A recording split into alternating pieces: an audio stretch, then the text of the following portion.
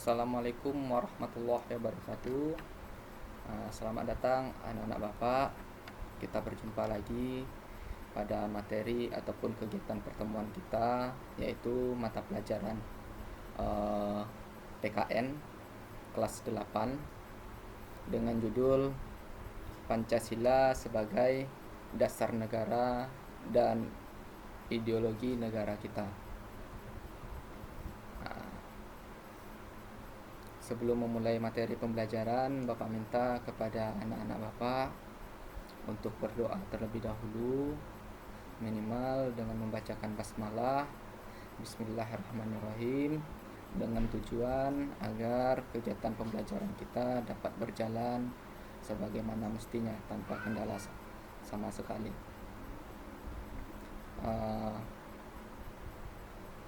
Selalu kita bersyukur atas kesehatan serta kesempatan yang telah diberikan oleh Allah Subhanahu wa taala kepada kita semua, sehingga kita masih dalam keadaan sehat walafiat mengikuti kegiatan pembelajaran daring yang akan kita laksanakan pada kesempatan hari ini.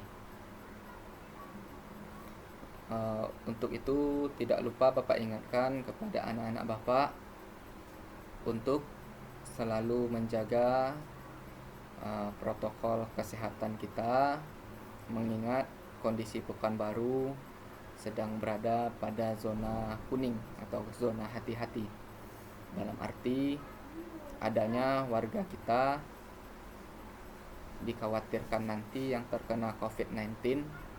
Untuk itu anak-anak selalu menjaga protokol kesehatannya dan terapkan sistem social distancing, menggunakan masker, jaga jarak, menggunakan sanitizer ketika berpergian dan lain sebagainya, serta selalu menggunakan masker. Lanjut, untuk anak-anak Bapak, berkaitan dengan materi yang akan Bapak sampaikan, tidak lupa Bapak ingatkan juga kepada anak-anak Bapak untuk selalu menyediakan alat-alat tulis ataupun alat pembelajaran, baik buku cetak, buku catatan, pena, ataupun pensilnya. Tujuannya agar nanti ketika Bapak menjelaskan nanti, anak-anak dapat meringkas ataupun mencatat kata-kata penting yang nantinya akan disampaikan. Apa tadi judul materi kita, anak-anak? Ini dia judulnya ya. Judul materi kita adalah Pancasila sebagai dasar negara dan ideologi negara. Adapun tujuan dari materi pembelajaran kita pada kesempatan ini, yang pertama adalah anak-anak dapat mengetahui apa sih ideologi negara itu. Yang kedua, bagaimana proses perumusan Pancasila sebagai dasar negara. Dan yang ketiga adalah apa tujuannya Pancasila itu dibuat bagi bangsa Indonesia kita. Itu saja tujuannya. Bapak harap setelah menyaksikan video ini, anak-anak dapat memahami ketiga tujuan materi yang akan Bapak sampaikan tadi. Sebagai pembuka, sebagai dasar negara kita, Pancasila merupakan kaidah negara yang fundamental. Fundamental itu artinya menyesuaikan, yang berarti Pancasila kita termuat di dalam hukum dasar negara, baik itu hukum tertulis maupun hukum tidak tertulis. Di dalam hukum tertulis itu bagaimana? Hukum tertulis itu termuat di dalam Undang-Undang Dasar 1945 atau peraturan perundang-undangan. Hukum tidak tertulis itu bagaimana? Hukum tidak tertulis itu termuat di dalam hukum kebiasaan ataupun adat istiadat yang berlaku di dalam suatu daerah. Siapa yang masih ingat tentang proses perumusan Pancasila itu sendiri? Karena Pancasila kita ini sendiri dimuat ataupun diciptakan ataupun diusulkan pada sidang BPUPKI. Siapa yang masih ingat? Siapa saja memberikan usulan tentang dasar negara kita? Itu ada 3 tokoh ya anak-anak. Yang pertama adalah Muhammad Yamin, yang kedua adalah Dr. Supomo, dan yang ketiga adalah Presiden RI pertama, yaitu Insinyur Soekarno. Itu materi anak-anak sewaktu di kelas 7 kemarin. Hari ini akan Bapak ulas kembali sedikit, mungkin tidak banyak, tetapi sekedar mengingatkan kita kembali saja. Yang kedua adalah masuk ke intinya atau materi kita, Pancasila sebagai ideologi. Ingat anak-anak ya, ideologi ini berasal dari dua suku kata, yaitu ide yang berasal dari bahasa Inggris atau idea, logi yang berasal dari bahasa Yunani yang berarti logos. Ide itu sendiri merupakan gagasan ataupun pendapat. Logos itu sendiri yang berasal dari bahasa Yunani yang berarti berpengetahuan atau berilmu. Maksudnya bagaimana? Ideologi adalah gagasan yang berisi nilai-nilai yang dijunjung tinggi sebagai pedoman dalam bertingkah laku untuk mencapai cita-cita. Jadi, yang menjadi landasan atau yang menjadi landasan pokok negara kita harus memiliki pedoman yang kuat untuk mencapai tujuan-tujuan tertentu maupun cita-cita negara kita. Menurut Ramlan Subakti, ideologi seperangkat gagasan tentang kebaikan bersama yang dirumuskan dalam bentuk tujuan yang hendak dicapai dan cara-caranya yang digunakan untuk mencapai tujuan itu. Ada tujuannya, tentu ada cara-cara yang harus kita laksanakan untuk mencapai tujuan itu sendiri. Kita lanjut. Ini menurut ensiklopedia anak-anak ya. Kita lanjut, pentingnya ideologi bagi suatu bangsa atau negara. Sama ibaratkan rumah. Rumah tersebut apa bagian yang paling penting ya? Banyak ya anak-anak ya. Mulai dari pintu, tembok, jendela, atap, itu merupakan bagian-bagian penting. Tapi bagian inti dari rumah itu sendiri merupakan bagian fondasinya. Begitupun di dalam negara kita. Di dalam negara kita, fondasinya juga harus kuat. Apa fondasi negara kita? Fondasi negara kita yaitu adalah Pancasila. Bahkan undang-undang negara kita harus berpatokan kepada isi dari 5 sila itu sendiri. Ini dia tujuan-tujuannya, pentingnya. Yang pertama adalah memberikan arahan yang tepat bagi tujuan yang ingin dicapai. Yang kedua adalah menjadi dasar atau fondasi berdirinya suatu negara. Yang ketiga adalah sebagai pedoman untuk mengatur kehidupan dalam masyarakat. Yang keempat adalah menjadi sarana pemersatu masyarakat. Ini merupakan pentingnya ideologi bagi suatu bangsa. Proses perumusan Pancasila sebagai dasar negara. Tadi sudah Bapak sampaikan juga di awal. Pancasila dirumuskan di dalam sidang BPU PKI. Sidang BPU PKI ini merupakan badan yang dibentuk oleh pemerintahan Jepang dengan tujuan agar pihak Indonesia atau masyarakat kita membantu ia dalam perang dunia. Apa janjinya? Janji mereka adalah memberikan kita kemerdekaan di kemudian hari. Adapun ketua dari BPU PKI adalah Dr. Rajiman Widyodiningrat. Ini satu pertanyaan bonus dari Bapak, soal nomor 6 dicatat. Apa itu kepanjangan dari BPU PKI? Ini materi kelas 7 kemarin anak-anak ya. Berarti ada 6 soal Bapak. Yang 5-nya mana? Yang 5-nya nanti di sesi akhir. Oke, kita lanjut. Beberapa rancangan dasar negara. Ini dia sidang BPU PKI pertama. Oke. Yang diusulkan oleh Muhammad Yamin pada tanggal 29 Mei 1945.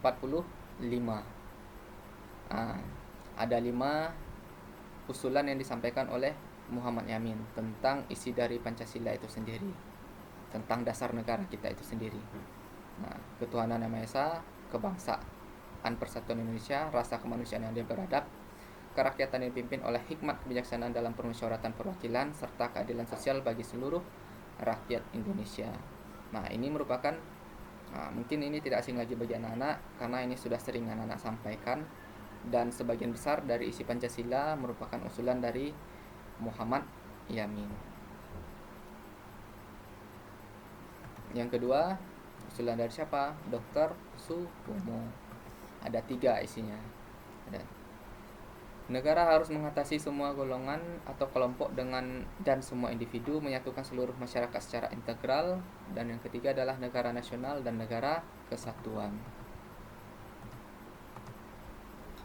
Yang terakhir adalah usulan dari Insinyur Soekarno selaku Presiden RI pertama kita. Nasionalisme, internasionalisme, mufakat, kesejahteraan, dan ketuhanan yang berkebudayaan. Nah, ini tidak perlu Bapak sampaikan panjang lebar karena ini merupakan materi anak-anak di kelas 7 kemarin. Silakan kalau anak-anak kurang memahami, silakan baca kembali bukunya. Karena tidak masuk kelas bukan berarti kita bermalas-malasan di rumah.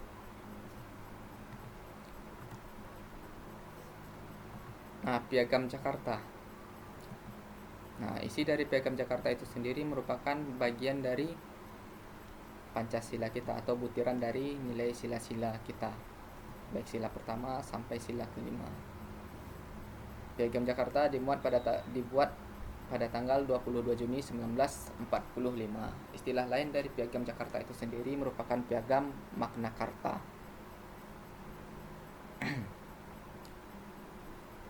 Ataupun Piagam Jakarta Center sama. Apa itu isinya? Ketuhanan dan kewajiban menjalankan syariat Islam bagi pemeluk-pemeluknya. Yang kedua adalah kemanusiaan yang adil dan beradab. Yang ketiga adalah persatuan Indonesia. Yang keempat adalah kerakyatan yang dipimpin oleh hikmat kebijaksanaan dalam permusyawaratan perwakilan. Yang kelima adalah serta dengan mewujudkan suatu keadilan sosial bagi seluruh rakyat Indonesia.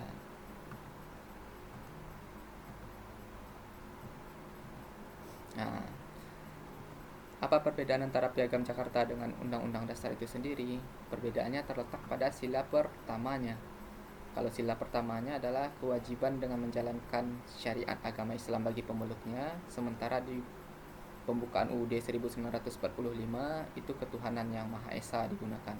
Nah, mengapa itu diganti? Ada alasan-alasannya. Karena negara kita terdiri atas berbagai macam agama, kebudayaan, serta adat istiadat yang berbeda. Sehingga kalau kita gunakan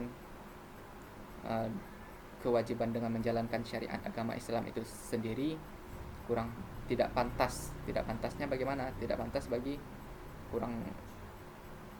kurang cocok dengan kondisi Indonesia saat ini, karena negara kita adalah negara yang Bhinneka Tunggal Ika yang terdiri atas berbagai macam agama, ras dan kebudayaan yang diakui di sini. Makanya digunakan ketuhanan yang Maha Esa agar menyeluruh, agar cocok untuk semua agama. Kalau yang tadi kan khusus bagi agama Islam saja, sementara yang menghuni wilayah Indonesia ada beberapa penganut agama, entah itu agamanya Islam, Hindu, Buddha, Kristen, Katolik ataupun Konghucu. Makanya diganti menjadi ketuhanan yang Maha Esa agar pas dengan kondisi Indonesia sekarang. Kemanusiaan yang adil dan beradab, persatuan Indonesia 4 dan 5. Pancasila sebagai sumber dari segala sumber hukum. Maksudnya bagaimana? Segala kegiatan ataupun segala hukum yang ada di Indonesia itu harus bersumber kepada Pancasila sebagai patokan awalnya. Nah, mengapa Pancasila? Karena Pancasila itu sendiri memiliki 5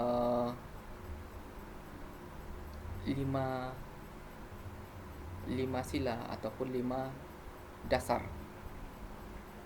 Nah, jadi segala kegiatan hukum ataupun peraturan perundang-undangan yang dibuat harus sejalan dengan Pancasila itu sendiri. Pancasila sebagai pandangan hidup bangsa, Pancasila sebagai jiwa dan kepribadian bangsa Indonesia, Pancasila merupakan perjanjian luhur masyarakat Indonesia, Pancasila sebagai satu kesatuan yang bulat dan utuh dan tidak dapat dipisahkan antar sila yang satu dengan sila yang lainnya. Nah, ini dia Pancasila sebagai pandangan hidup. Mengapa Pancasila ini berpedoman sebagai pandangan hidup? Kalau pandangan itu merupakan arahan arahan kita, mau kemana tujuan negara kita, mau kemana kita akan pergi, kemana tujuannya, itu adalah pandangan. Hidup itu merupakan, hidup bangsa itu merupakan hal-hal yang harus kita laksanakan. Jadi segala kegiatan ataupun segala arahan yang hendak kita laksanakan atau kita lakukan itu harus berpatokan dengan Pancasila. Dalam arti dapat mempersatukan bangsa Indonesia serta memberikan petunjuk dalam mencapai kesejahteraan dan kebahagiaan lahir dan batin dalam masyarakat yang beraneka ragam. Sama halnya dengan isi Pancasila yang ketiga,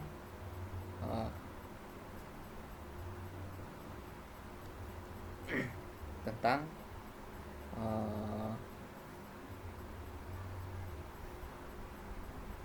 tentang kemanusiaan yang adil dan beradab. Yang ketiga adalah persatuan Indonesia.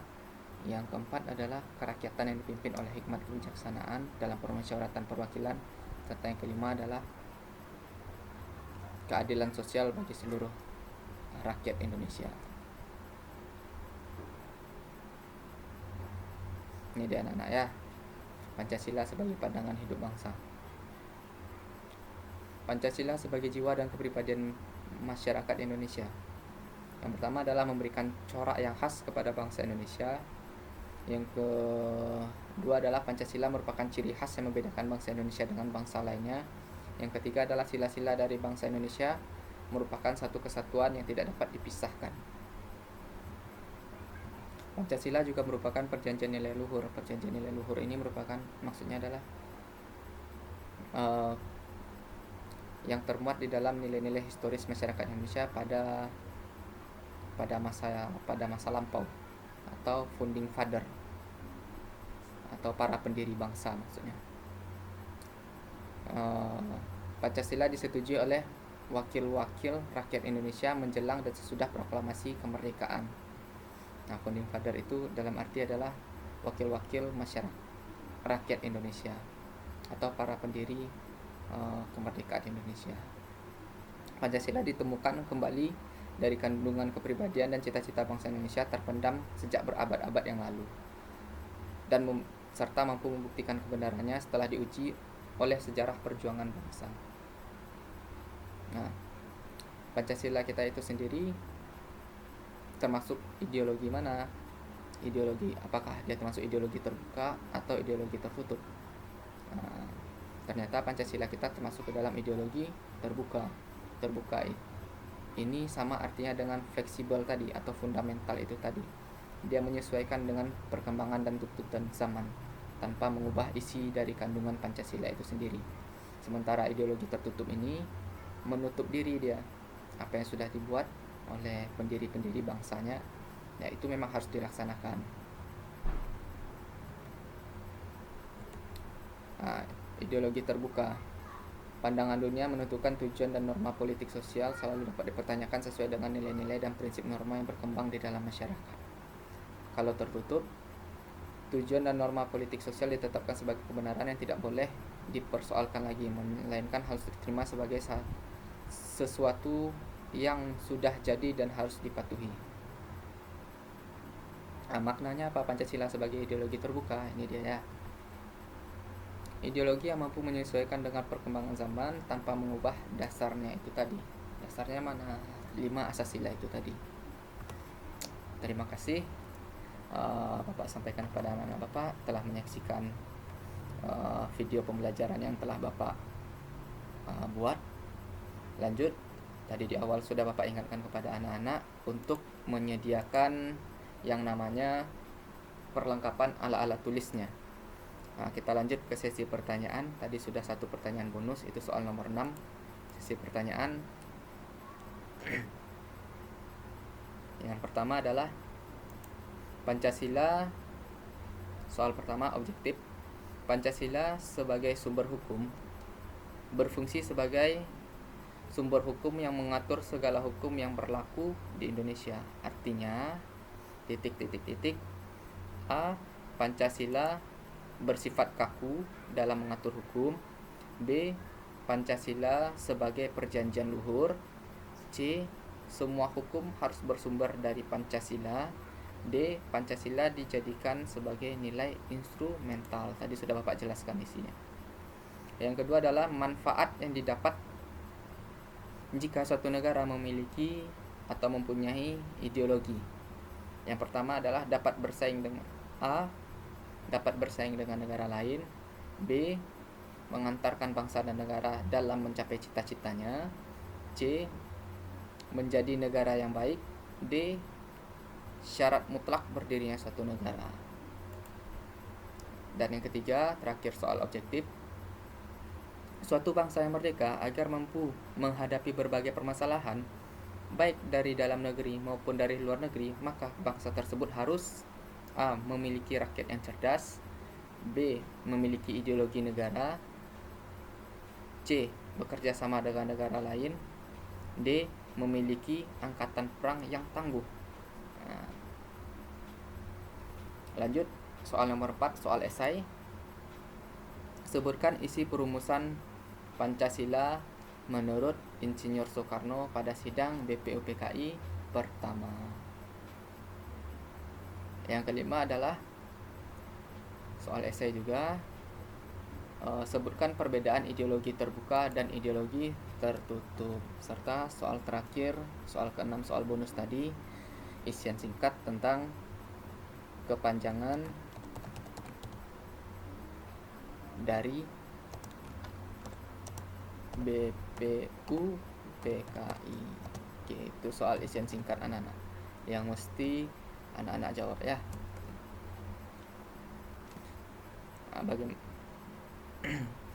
Itu saja latihan kita. Bapak harap anak-anak dapat memahaminya dan dapat belajar dengan baik di rumah. Kesimpulan untuk materi hari ini adalah ternyata setiap negara itu wajib memiliki ideologinya masing-masing. Wajib memiliki ideologinya. Tujuannya untuk apa? Agar suatu negara tersebut tidak terombang-ambing, terbawa oleh perkembangan zaman. Makanya setiap negara harus memiliki fondasi awalnya. Sebagaimana Indonesia, fondasi awalnya itu Pancasila. Dan di dalam Pancasila itu sendiri termuat berbagai hukum yang menegaskannya, seperti Undang-Undang Dasar kita. Nah, selain daripada itu, ternyata Pancasila juga sangat cocok untuk berbagai kebudayaan yang ada di Indonesia, karena isi dari Pancasila itu sendiri yang 5 tadi yang disampaikan oleh 3 pendiri bangsa, Muhammad Yamin, Dr. Supomo, dan Insinyur Soekarno, sangat cocok dengan keadaan bangsa kita. Itu saja sedikit kesimpulan dari Bapak. Bapak akhiri dengan mengucapkan wassalamualaikum warahmatullahi wabarakatuh.